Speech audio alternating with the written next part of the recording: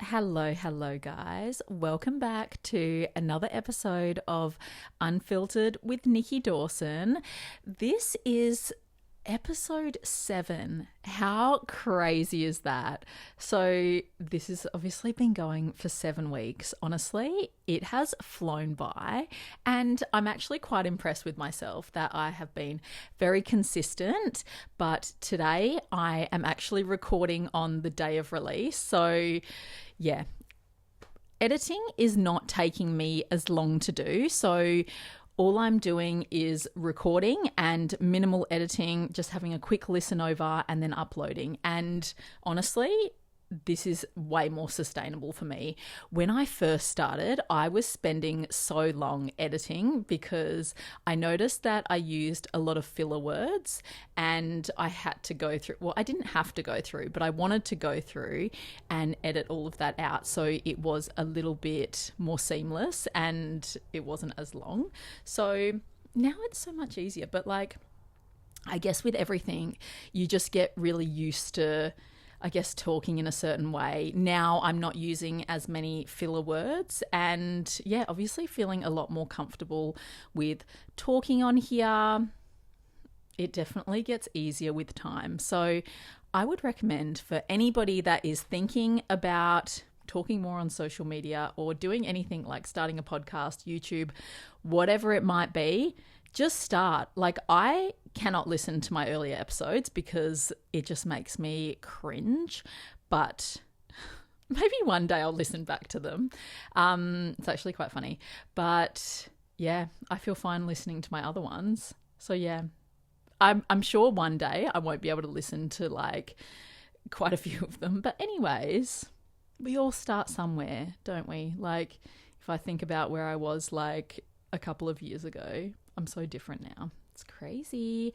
But shall we do a little recap of my week? Honestly, the past week or even week and a half, I have been in living hell because, and I can laugh about it now, but honestly, I was in such a mood, the worst mood that I have been in a very, very long time. And I mean, I was just really grumpy and everything and anything was just getting to me. People's tones of voice that they were using with me, the way people were talking to me, saying things, I was just absolutely triggered every 2 seconds. And so I was on my cycle not last week, the week before, and I was saying to a few of my friends, I generally am not that affected by my cycle, I guess hormonally. I am on a contraceptive pill that is very low dose, so it doesn't have much hormones in it. So it doesn't really affect me that much. But every so often, maybe every few months, every 6 months, I will have a cycle where I am unbearable. I am just so moody, having absolute PMS. It's PMS, except it's during my cycle. I don't really get moody beforehand. So yeah, I have been in Nikki's absolute fucking hell the past week and a half. Usually I would be able to get myself out of these moods by, going on walks, going on runs, exercising, all of my usual stuff, being in a routine. It was not working for me. Being the way that I have been for the past week and a half and trying to show up on social media is really hard for me because I don't like to show my face when I'm not in a good way. But there has been obviously times over the past week or so that I felt okay and I have been posting, but I've just been in a bloody mood, honestly. And I like to be my genuine self on social media. I haven't talked about the mood that I've been in, but a lot of my friends know and that I've been a bit unbearable.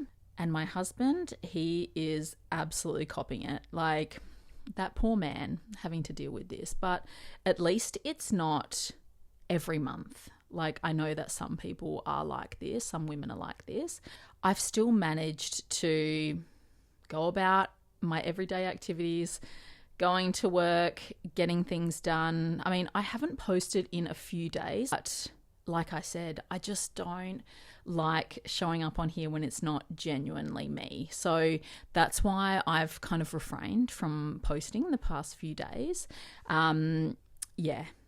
And the last post I did was a photo dump, and it was just like really basic. I was like, I don't want to write anything. I just cannot. And I do write all of my captions. So I don't use AI, ChatGPT to write anything. It comes from me. So if I'm not in a good headspace to write my captions, I just won't do it, because I don't want to put anything out there that's not genuine. It's been happening. I have had a few more social catch-ups this week, which everybody knows I'm a bit of a social butterfly, and also I definitely am an extrovert. I definitely fill my cup by spending time with my friends, people that I love.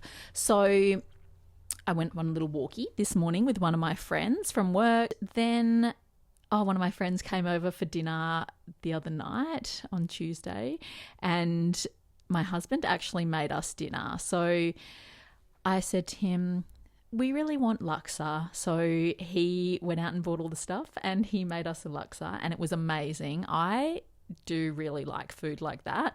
Very hearty, very wholesome. And then on the weekend, I spent a full day with a couple of breaks in between, doing my selection criteria to apply again for my job at the hospital. My job at the hospital is on a contract basis. I'm not a permanent staff member there. So I do have to reapply for the job pool that comes out every year. So the job pool that I'm applying for is a level 1 clinical dietitian for the health service that I currently work for. So we have to do what's called a selection criteria, where you have to demonstrate that you are suitable for this particular job. So I have been working as a clinical dietitian for 3 years now. So now it is a little bit easier to do the selection criteria and demonstrate that I actually am capable of being a P1 clinical dietitian. So some of the questions might be like, how do you communicate in a team setting? Also organization, time management skills, prioritization, all of these things. A lot of people really don't like doing selection criteria because it is very time consuming. And I have been able to use my previous selection criteria, and I just have altered it a little bit and put in new examples. Over the past year, I've had much more experience, so I'm able to put in better, stronger examples in there. So that is due on Monday. So I've almost finished it, but I just need to go back over my CV and make sure that's looking good as well. I also emailed the selection criteria to one of my supervisors just to have a look at, give me her 2 cents on it, see if there's anything additional I need to add or take out. So yeah, we'll see what she says about that, and then I'll submit it on Monday. Generally, there is a lot of people that are applying for this job pool. So then the next steps will be us being contacted to have interviews. We'll find out if we have been selected for the job pool. So if I don't get into the job pool, then I am not eligible to continue my contract at the hospital. So you have to be in the job pool to be able to be offered a contract. So I have gotten into the job pool before, so I think I'll be okay. But also for the interview, you really need to prepare. You can't just go in blind. you really need to be prepared and make sure that you have examples. It's really good to draw from the selection criteria and make sure that you have new examples, even on top of that, that you can talk about in the interview. And I do remember from my last interview some questions, so I'll just make sure that I go over those as well and make sure that I have really strong answers for them. So yeah, it is a big process that we have to go through every year, but I think it's really important to do these things and make sure that we are up to date. I know a lot of people really don't like doing it, but I think it's a bit of a challenge, and also in some ways, like, it makes you reflect back on how far you've come. Like, I was reading my previous selection criteria and I was thinking, oh my God, like, I had used an example for one thing, which was a patient that I had looked after for a very long time in my previous job, and he then passed away. And I was just thinking back and I was like, damn, we do a lot working in the hospital and we go through a lot, like, mentally as well. And then I used a new example of a patient that I was working with for a long time as well. And he then passed away, but it was a very good example to use because I had worked with him over a very long period of time. I built a strong relationship with them and their family. So I don't know, like, some people don't like to think about these times, but I really like reflecting and thinking, like, you know what, I actually really did make a difference to this person's life and also the family's life as well. So, I mean, everybody that was part of the team at that time and worked with this person makes such a difference. So I actually quite like reflecting back. Maybe I could have done better. And that all contributes to patient care. And, you know, when I look back 3 years ago, I think, oh my gosh, some of the poor patients that I looked after. I mean, I wasn't doing anything like particularly wrong, because we obviously follow policies, procedures, guidelines, and obviously evidence-based, but there may just be some things that are missed. I could have optimized people a little bit more. And this comes with time, definitely, like learning along the way, learning from experience, basically. So in a way, it is good to look back, but I know a lot of people hate doing selection criteria, and it is stressful. Like, I would say that having to do this has probably contributed a lot to the mood that I have been in lately, because yeah, I'm slightly stressed. I did get a big cold sore on my lip and it was very slow to heal. And now I just have a bit of dry skin on my lip, but it's still there. It's not ideal.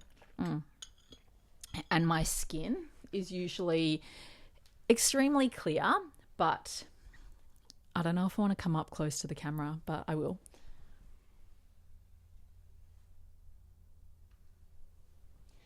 You can see there that I have like this huge pimple on my cheek, on my jawline, and on my neck as well. That is not normal for me. And when they first came up, they were massive. It was like cystic acne.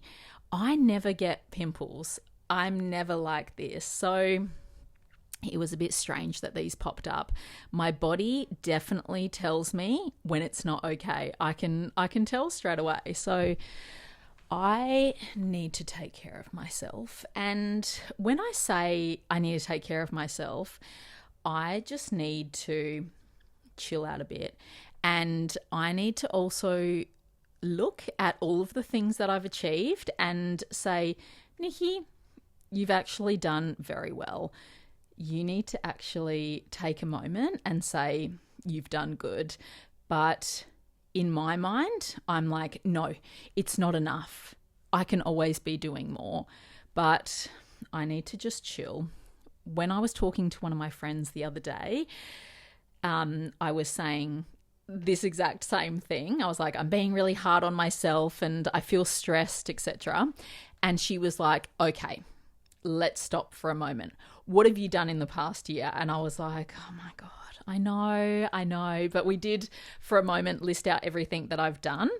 And she was just like, see, what are you talking about? And I do always say to people, you need to think about the positives, stop thinking about the negatives. And I really need to take my own advice. I do take my own advice in some areas, but in other areas, I am really, really bad. So I do like to have more of a positive mindset, and it has been really life-changing for me to be more positive, but you just have low moments like this when you're in a bit of a low mood. And to a certain extent, I feel like that is okay. It is okay to feel like this sometimes, because next week I'll be looking back, I'll be reflecting on the past couple of weeks, and I'll be like, Nikki, what is wrong with you? Honestly, get a grip. And these times are good. These times are good to have. It makes you really appreciate everything that you do have. But I feel I'm just in a rut. I'm just in a bit of a rut right now. A very small rut. It's not going to go on for weeks on end, months on end, because I'm not going to allow that to happen. I'm still going to continue on with my normal routine. I'm going to be consistent, and then I'll be fine. But yeah, everything in life is just a huge, huge mind fuck. But I will be interested to see how I feel after I submit my application on Monday. Because, like I said, it's a little bit stressful, but it's not like in the forefront of my mind. It's not like the number one thing that's on my mind, but it may just be subconsciously there. But yeah, we'll see. We'll see how I feel next week. So otherwise, for this episode, I really don't have anything in particular to talk about, but there has been something that has been on my mind recently, which I wouldn't mind talking about. I was saying to a couple of my friends that recently people have been making a few comments to me that have really, it hasn't helped that I've been in a bit of a mood, but they're really getting to me. And I think I need to look at it in a different way and maybe turn it into something positive, but it really does get to me. The main reason why I have been putting myself out there a bit more on social media, starting this podcast, doing my YouTube, everything, is because I feel like sometimes people do get the wrong impression about me, and based on face value and my appearance, people have said to me that I appear intimidating and that I also appear a little bit scary. But I would say for the most part, as soon as I open my mouth and start talking to people, they realize, oh, you're not so scary or you're not so intimidating. But obviously, I don't always have the opportunity to talk to people. And in particular, at the gym, people say that I look terrifying. And to a certain extent, I don't like a lot of people to approach me at the gym and to talk to me because I am in the zone. I need to be in the zone when I'm training. I don't like to talk to every single person at the gym. I mean, I of course have my gym friends. I have a lot of girlies at the gym that I talk to and a few of my gym bros as well. And I think that's okay. But I don't want every single person at the gym to be coming up and talking to me. So to a certain extent, I am okay with those people being a little bit scared of me, but when they're talking about me and saying that I look terrifying, it's not a good look, and I don't like that because I'm not that kind of person. If anybody ever needed anything, I have the time for anybody. If they're going through anything, I have the time. So recently, one of my friends at the gym mentioned to me that one of his friends was saying that he's seen him talking to me, and he was like, what is that girl like? I've come across her Instagram before, and like, you know, she seems all right, blah, blah, blah. But I had this run-in with her a few years ago, and it was really funny that this was actually brought up, because I do think about it quite a lot, and I do feel a little bit bad about it. The story is that when I was training at another Revo, there was always this group of guys that were training together. And one of the guys that was in this group was quite a big guy, thought that he owned the gym. Well, that's the way that I perceived things because of the way that he walked around. He used to like take over equipment and like take over spaces where people were training and just like, yeah, you know, that kind of energy. I used to get really upset about it because I would be training, this group of guys would come into my space and I was just feeling uncomfortable. It's not cool. So one day I actually snapped. I was training, was in a mood, and they came into my space. So I just said, do you need this space here or do you want me to move? And I didn't say it in a particularly nice way because I was annoyed. And then all these boys were like, oh my God, moved out of the way for me. So they should have, because I was training there first and I needed the space. And then apparently there was another incident where I like staunched this one guy in particular.